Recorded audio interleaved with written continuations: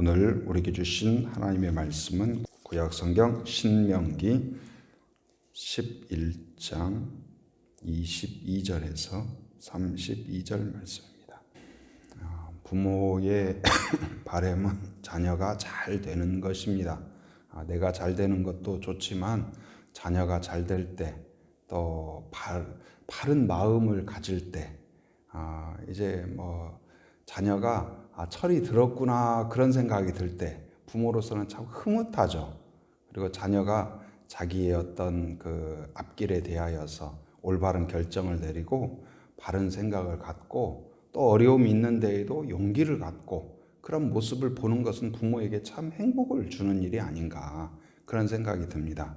그래서 또 좀 자녀가 실망하고 어려워하는 때에는 부모는 이 잘 되기를 바라서 기도하고 축복하고 격려하고 응원하고 그래서 세상에서 저는 우리에게 주신 최고의 선물은 부모님이 아닌가. 그러니까 자녀에게 주신 최고의 선물은 로봇도 아니고 컴퓨터도 아니고 무슨 게임기도 아니고 뭘까요? 바로 부모님이에요. 엄마 아빠가 최고의 선물이에요. 근데 우리의 인생에 있어서도 바로 우리를 영적으로 이끌어주는, 우리를 양육하고 세워주고, 부모님일 수도 있고 또 다른 분일 수도 있고 또 성령께서 우리를 이끌어 가실 때 그렇게 세워주고 격려하고 도와주고, 그래서 영적으로 올바르고 건강한 믿음의 사람이 되도록 우리를 세워가는 그 하나님의 손길, 부모와 같은 손길이 우리에게 있다는 사실을 늘 기억해야 합니다. 근데 오늘 모세는 바로 그 부모 같은 마음으로 이 약속의 땅에 들어가는 이스라엘 백성들이 잘 되기를 기대하고 바라요. 오늘도 말씀에 보면은 무슨 제3자처럼 이야기하는 것 같기도 해요. 복의 길이 있고 저주의 길이 있다. 너희들이 순종하면 복을 받을 것이다. 아니고 하나님을 떠나면 저주를 받을 것이다. 그러니까 네가 알아서 해라. 그런 것처럼 들릴 수도 있어요. 그러니까 나는 모른다. 나는 말했으니까 너희들이 알아서 택해라. 그런 것 같기도 하지만 그렇지 않죠. 모세의 마음은 뭘 선택하기를 원할까요? 너희들이 저주받는 길을 절대 택하면 안 된다. 무슨 길을 택하라? 복의 길을 택하라. 지금 그걸 이야기하는 거죠. 그래서 이 저주의 길, 그 죽음의 길에 대해서 이야기하는 건 뭐예요? 절대로 그것을 택하면 안 된다. 이걸 말하는 것이죠.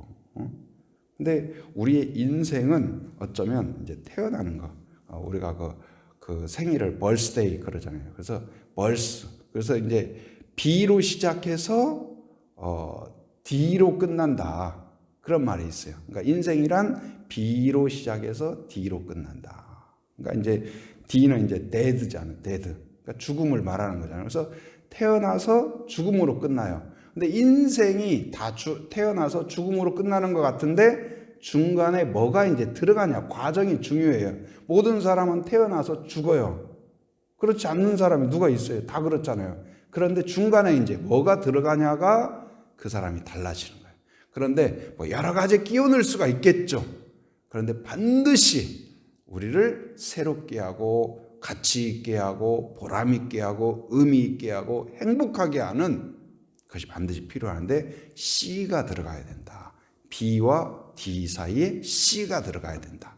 C가 뭘까요? 누굴까요? 크라이스트, 예수 그리스도. 그래서 인생은 바로 B와 D인데 그 사이에 예수님이 들어갈 때, 예수님이 함께 할 때, 예수 안에 거하게 될 때, 그 최고의 인생, 가장 복된 인생. 그러니까 제가 최근에 이렇게 확률적으로 한 사람이 예수님을 믿을 수 있는 확률이라는 것은 참 이건 불가능하다는 생각이 들어요. 수많은 사람 중에서 복음을 들을 확률, 그 관심을 가질 확률, 그 다음에 내가 한번 교회에 가볼 확률, 그리고 와서 그걸 듣고 호감을 갖고 성경을 이제 기쁜 마음으로 읽을 확률, 받아들일 확률, 믿을 확률, 그 가운데에서도 이렇게 새벽기도 나오는 성도가 될 확률 따지면요, 이건 불가능해요. 그건 뭘 말할까요? 하나님의 은혜예요. 하나님의 은혜예요. 이 믿음도 내 믿음이 아니에요. 하나님이 선물로 주신 거예요. 그래서 우리는 감사하고 감사할 것밖에 없는 거예요. 그래서 나에게 내가 하나님이 믿어진다는 사실은 최고의 선물인 줄 믿습니다. 부족하지만 하나님의 뜻대로 살고 싶은 마음이 내 안에 있다는 것은 성령이 지금 내 안에 살아계시고 역사하시고 가르치고 계신다는 사실을 기억하기 바랍니다. 그래서 이것이 얼마나 감사한 일인지 또 이게 최근 생각하면서 내가 믿어지고 믿고 또 목회자가 되고 어떤 하나님의 뜻을 완벽하지 못하지만 순종하고 싶고 넘어졌다가도 순종하려고 하고 그런 마음을 하나님이 주셨다는 것이 얼마나 기쁜 일인가. 근데 오늘 이제 모세가 두 가지 길을 소개해요. 복의 길과 불순종의 길. 그래서 제가 한 번은 이제 중국에 에서 사역할 때인데 이제 김포공항에서 그때 제가 있는 지역은 이제 내륙으로 들어가야 됐어요. 중국 내륙으로. 그러면 직항이 그때는 없었고 김포공항에서 상하이까지 일단 한번 가요. 그래서 거기서 다시 바꿔 타는 거예요. 근데 이제 그때 막 초기라 중국말도 잘 못하고 그런 때였어요. 그러니까 막 긴장하고 비행기 잘못하면 안 되니까 특히 갈아타는 게 문제거든요. 이제 그래서 거기서 이제 상하이에서 딱 해서 딱 탔어요. 근데 막 승무원들이 왔다 갔다 하고 막 분주해요. 분주하고 막 뭔가 막 문제가 있는 것처럼 그래요. 그래서 저한테 딱 와가지고 표를 보자는 거예요. 그래서 표를 딱 봤어요. 저는 제 그 좌석에 딱 앉았거든요. 나중에 알고 보니까 저보고 같이 가세요. 그래서 나는 왜 나를 외국인이냐고 무시하나? 그래서 또 저를 데리고 나가더라고요. 알고 보니까 제가 비행기를 잘못 탔어요. 제 목적지 가는 비행기가 아니고 다른 비행기에 제 좌석 번호 있는 자리를 앉은 거예요. 근데 그게 어떻게 또 통과가 됐는지 모르지만 어찌 됐든 그랬어요. 그래서 그게 어쩌면 그 마지막 비행기였거든요. 밤 비행기. 만약에 그 비행기를 타고 갔으면 제가 어떻게 됐겠어요? 딱 내렸는데 이건 어디예요? 완전히 다른 도시에 와 있는 거 아니에요? 아주 그냥 아찔하더라고요. 그래도 해서 결국은 제가 타야 할 비행기를 탔던 기억이 있는데, 그래서 우리가 이제 어디로 가야 되는가, 이것은 어느 노선 어느 비행기를 정확히 잘 타는가, 이게 중요하죠. 근데 오늘 복의 길도 마찬가지예요. 복 받고 싶지 않은 사람이 누가 있어요? 산책하다 보니까 요즘도 보니까 저쪽 하나로마트 건너편에 보니까 어떤 집에 기와 이렇게 거기에다가 한자로 복자를 써놨더라고요. 그러니까 우리가 옛날에는 그게 아주 익숙한 풍경이었잖아요. 기와에도 써놓고 심지어 어디에도 써놔요? 밥그릇도 써놓고 수저에다가도 복자 써놓고, 그러니까 복을 다 사모해요. 근데 써놓는 것도 뭐 나쁠 건 없어요. 좋은 거죠. 복자 그렇게 써놓는 거. 근데 이 복은 무엇이냐? 복의 길을 가야 돼요. 그래서 오늘 이 모세가 복의 길을 소개하는데 복 받기 위해서는 세 가지를 염두에 둬라. 22절 말씀 우리 같이 한번 읽어보도록 하겠습니다. 22절 시작. 너희가 만일 내가 너희에게 명하는 이 모든 명령을 잘 지켜 행하여 너희의 하나님 여호와를 사랑하고 그의 모든 도를 행하여 그에게 의지하면, 그러니까 여기서 세 가지를 우리가 찾아본데, 첫째는 순종이에요. 첫째는 뭐라고요? 순종이다. 그러니까 모든 명령을 순종하면 복의 길로 가요.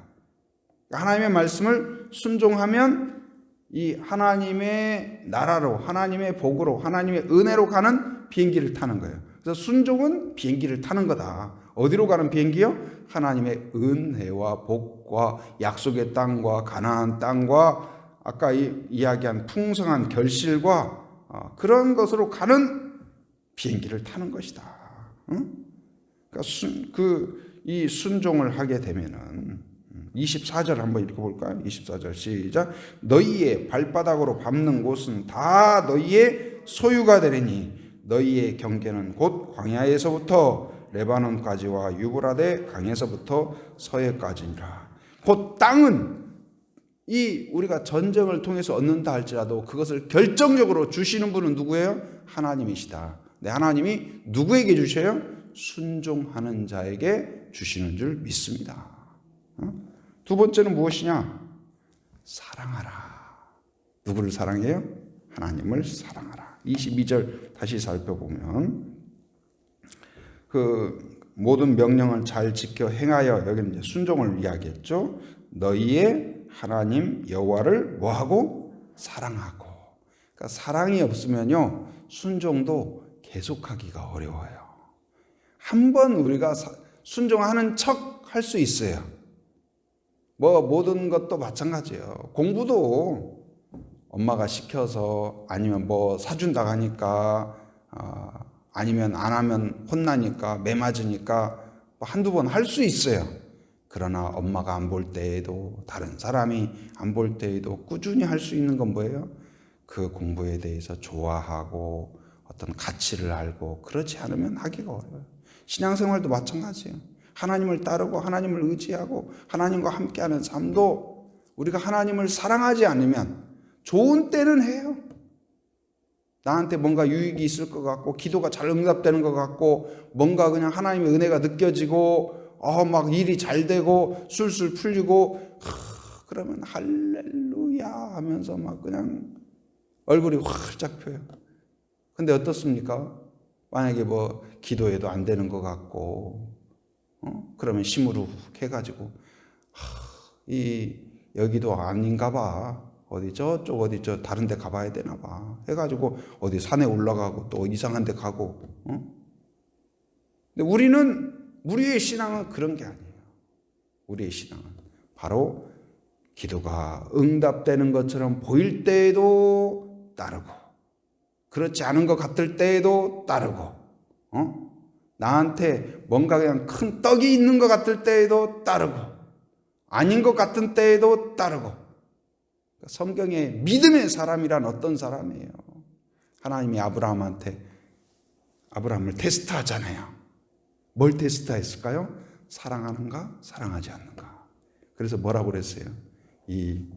가장 아브라함한테 생명보다 귀한 게 뭐였을까요? 아브라함한테 낙타 5마리 갖고 한다. 그게 무슨 문제겠어요? 근데 누구를 제물로 드리라고요? 창세기 22장에 보면 이 사랑하는 아들 100세에 얻은 독자 이삭을 제물로 드리라. 이게 말이 됩니까?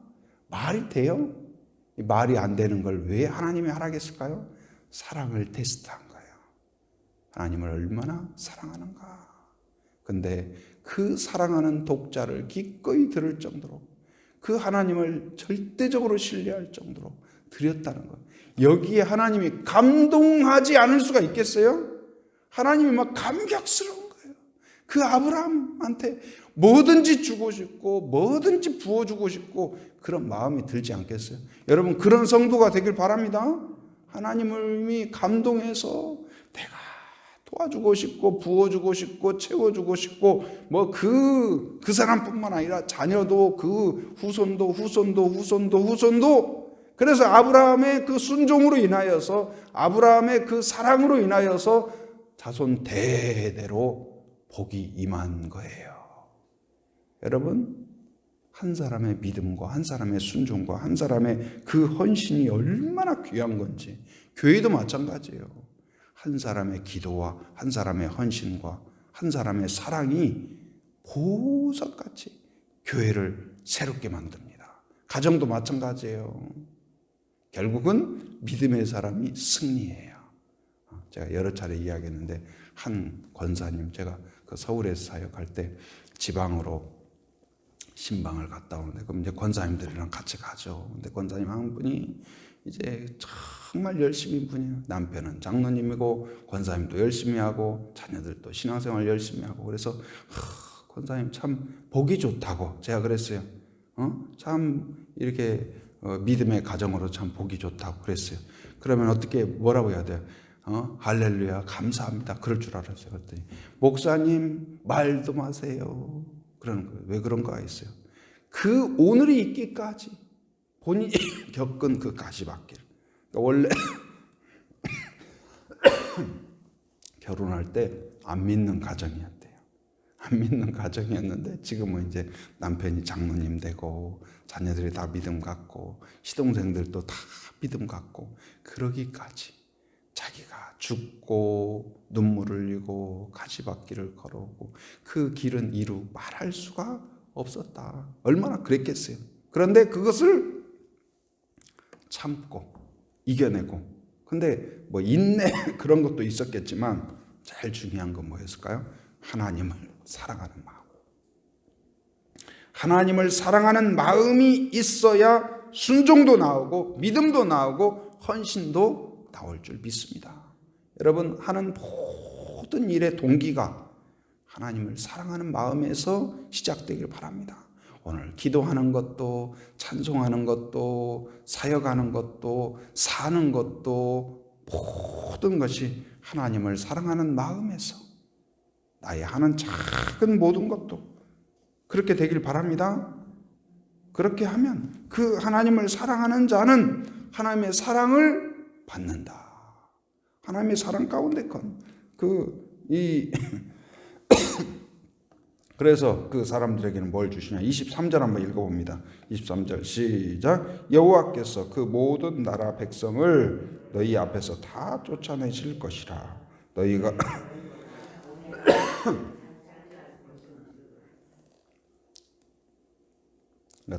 쫓아내실 것이다.